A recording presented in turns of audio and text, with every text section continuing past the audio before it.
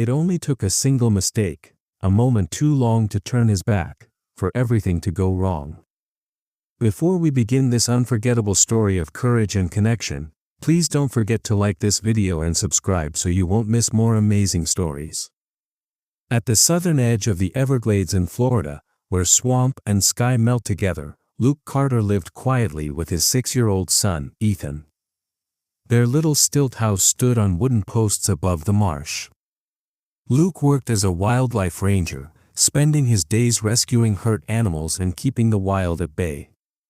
6 months earlier, Luke had taken in an ocelot, a rare and beautiful wildcat they named Shadow. The ocelot had been found in a poacher's trap, its back paw mangled beyond repair. After surgeries and months of care, it was clear Shadow could never survive on his own. So Luke brought him home under a special wildlife permit, building a strong outdoor pen and letting him roam supervised.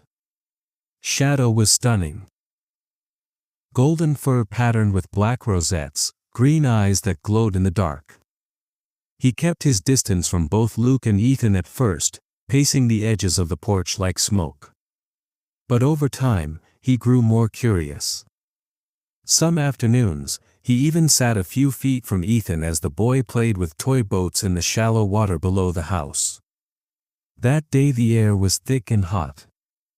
Luke stood at the kitchen counter, wiping his hands from fixing a broken screen door. Outside, he could see Ethan crouched near the marsh, poking at shells and mud with a stick. Shadow lay under the porch steps, tail flicking lazily. It seemed peaceful. Safe. Luke told himself it was fine to run upstairs for just a minute to grab the clean laundry. But halfway up the stairs, he heard it, a sharp, guttural snarl. Dropping the basket, Luke bolted back down. Through the window he saw that Ethan was no longer on the mud bank. His stomach turned cold as he threw open the door and ran outside. What he saw stopped him dead. Shadow had Ethan's shirt clamped in his teeth, dragging the boy backward toward the porch. The ocelot's movements were fast and deliberate, but his jaws were careful, not piercing the boy's skin. Shadow! Luke shouted, sprinting after them.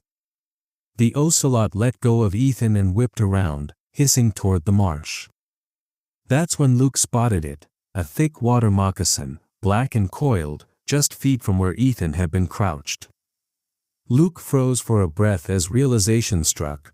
The ocelot had pulled Ethan out of striking range.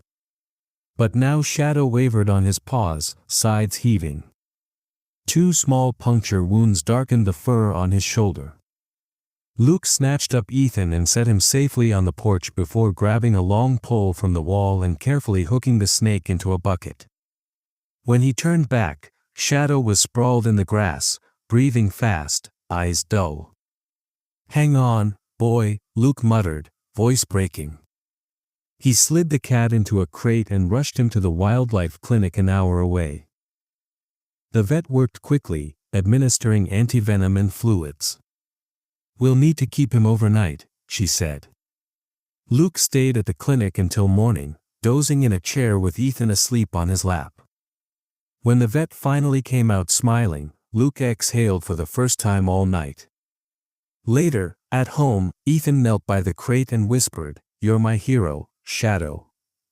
Luke watched the wildcat's quiet, watchful eyes and understood, in his own way, Shadow had chosen them. Different worlds, yet bound together by something rare, trust.